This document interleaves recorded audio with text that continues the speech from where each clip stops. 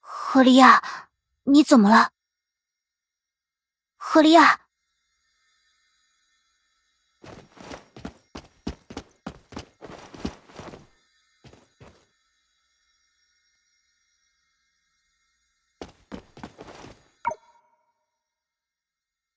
笨蛋，别哭啊！你还真是让人担心啊，优等生笨蛋。你不是总在抱怨，我才是这个世界上最不让人省心、最不着边际的搭档吗？以后要怎么办呢？优等生笨蛋。赫利亚，我是真的很想留在你身边，可是我们连告别的机会都没有。克拉丽，克拉丽，克拉丽。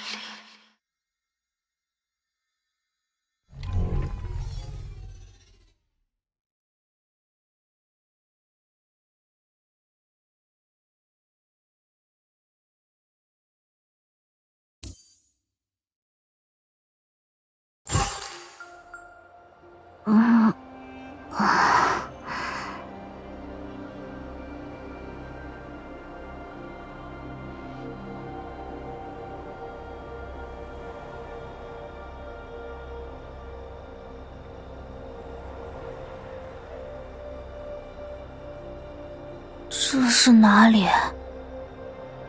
奇怪，我不是死了吗？这算什么？灵魂出窍，回光返照，走马灯。幸好耳朵还在，不对，是不是不在了会更好一点？就算是身经百战的克拉丽大魔王，此刻也完全搞不懂状况。这炫酷的遗迹看起来可不太像是修伯利安11号的隐藏区域，那要么这是我临死前的幻觉，要么就是真的存在死后世界。天哪，一时竟难以抉择哪种情况更糟糕。尽管不想承认，但机敏如克拉丽女士还是不可避免地注意到，这里不是现实世界，我也不是实体。根据历史经验判断，这可不是一个好兆头。不管怎么样，既然我还能思考、能说话、能行动，事情就一定还有转机。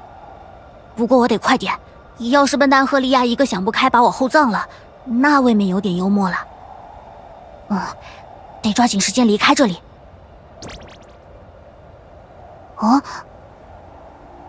这个东西刚刚是不是动了？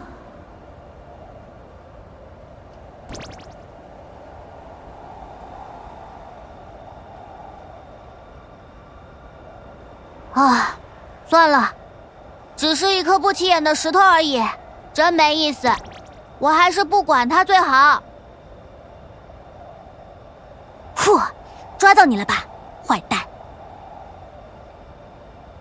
勇者克拉利亚，带上这颗尚未孵化的龙蛋，以此圣剑为誓，定要将那魔王斩于马下。怎么可能嘛？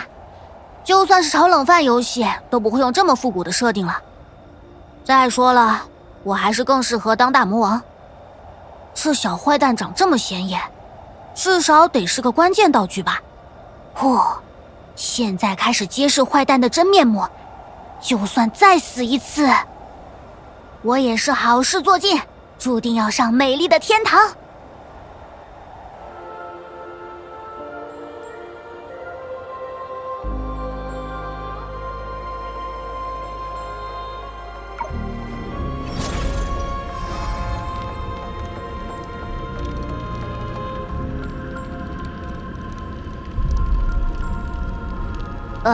天堂没了，就因为我说我适合当大魔王，这么快就下地狱了？这是什么倒霉蛋？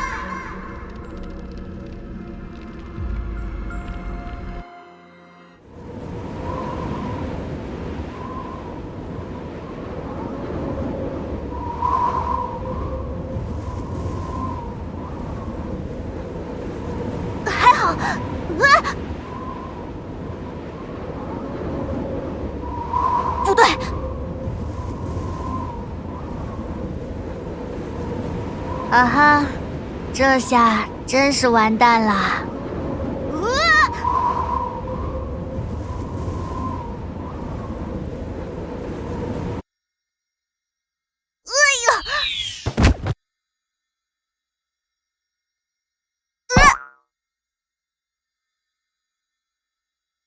你这坏蛋，还真是会选地方啊！好像没受伤，万幸。所以现在，这又是哪里？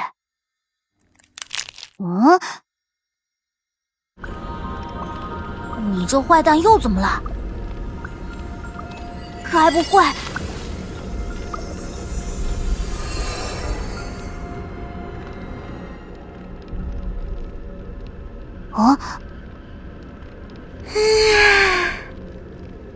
坏蛋！啊，认真的，真的是龙！喂，我刚才只是随口一说，啊，这下真成言出法随了。我是龙，那你是人吗？哇，好大的攻击性！你的名字是笨蛋赫利亚，对吗？在壳里的时候，听见你念叨这个名字，我有好好记住。笨蛋赫利亚，你好！恭喜你，完全记错了。赫利亚是个笨蛋的名字，而我是个天才，天才科拉利。你也可以称呼我为大魔王科拉利女士。笨蛋赫利亚可不是你能乱叫的，念多了就会变笨，记住了吗？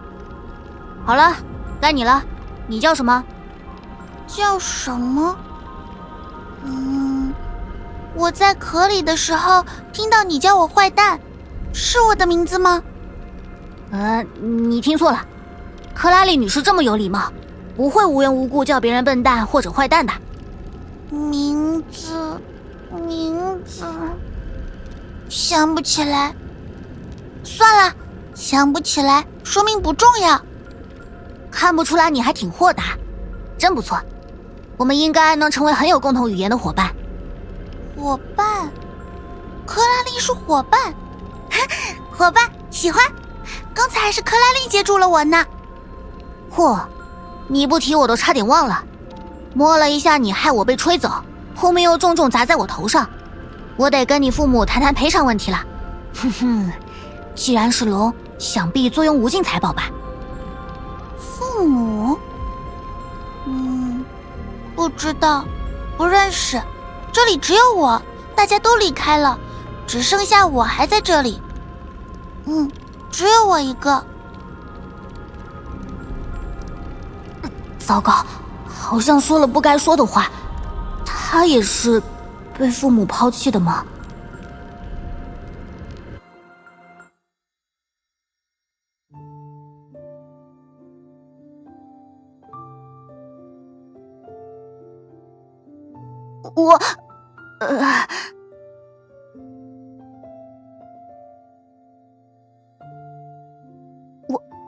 我不知道你遭遇了这样的事，我不是想要嘲讽你，因为我也有过类似的经历。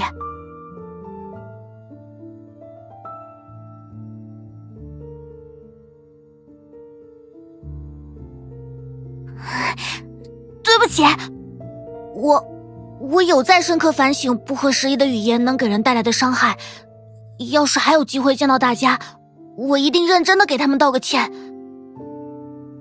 我只想告诉你，这不是你的错，就算他们抛下了你，你也完全没必要在意。你值得拥有更好的生活，你活成什么样子与他们无关，也与自己的样子无关。在我小时候，有人告诉我，因为我有可怕的耳朵和尾巴，所以那两个人抛下我也是理所当然。所有人都叫我离他们远一点。可是我觉得你的耳朵和尾巴很可爱，我喜欢你的耳朵和尾巴，你离我再近也没有关系。克拉丽，你是我见过最可爱的人类。大魔王怎么能用可爱形容？而且你这家伙见过的人类不也只有我一个吗？不是的，有很多啊。应该是32个。我在蛋壳里看得清清楚楚，没有数错。32个人，他们现在在哪里？我不知道，克拉丽，因为大家每一个人都离开了我呀。哎，离开你的不是你父母吗？父母？哦，你是说人类经常提到的爸爸妈妈？可是龙没有爸爸，也没有妈妈，龙就是龙呀。什么？我破防了。为什么？不为什么。那你有父母吗？他们在哪里，克拉丽？有一位，只有他能称得上我的母亲。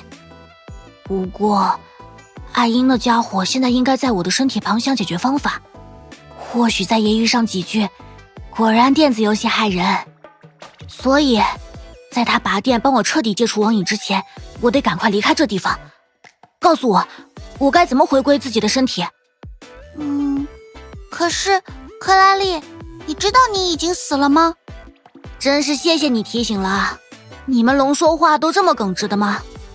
虽然之前在蛋壳里看不太清楚，但我能感觉到，克拉丽的意识是在快要消散的瞬间，被一股很温暖的力量守护，送到了这里来。因为这片试炼地的时间完全静止，你的意识才能勉强维系。如果离开这里，你唰的一下就会消散啦。啊，其实你现在也在慢慢变透明哦。别担心，人类的寿命都很短暂，总是一眨眼就消失啦。大家都是这样的。我真的死了。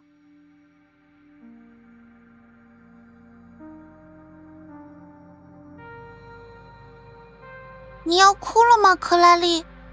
才不，我可不会像那个只会哭鼻子的笨蛋优等生。反正我已经死了，哭更没有意义了，什么都没有意义。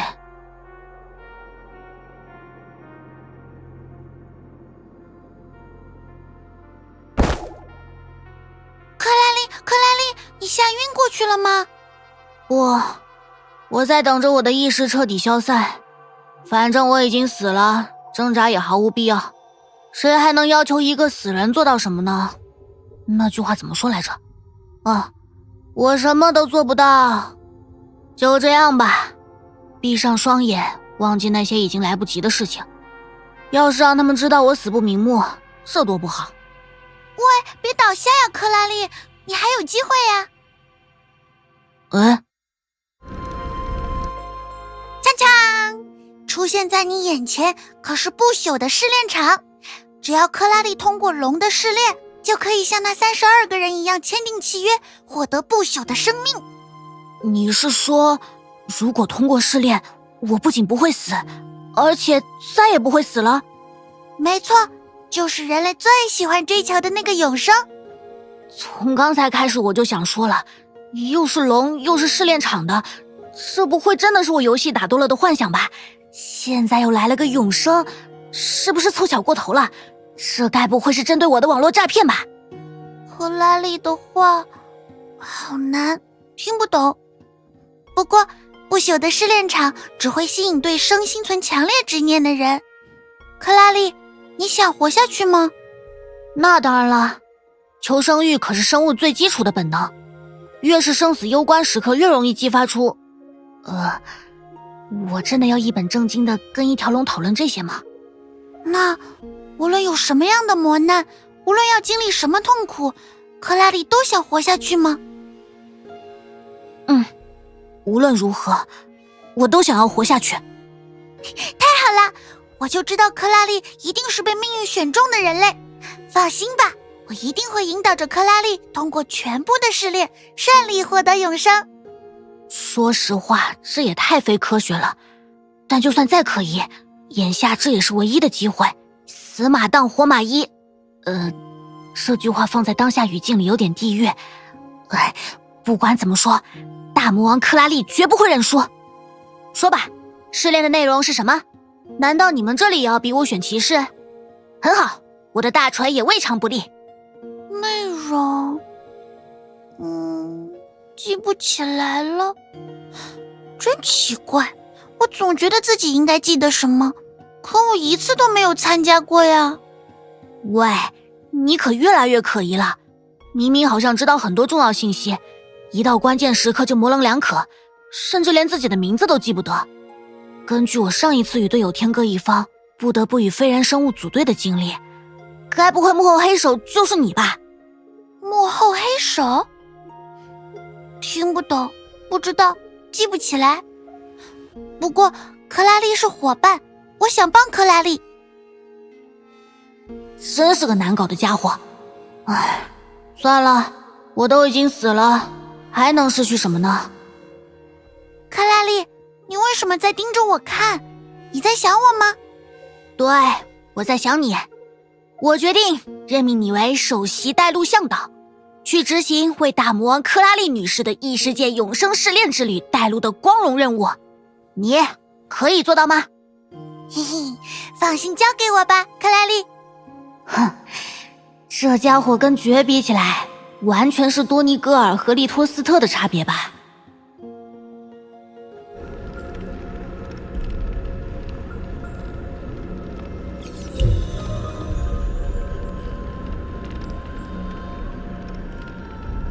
外面感觉真好。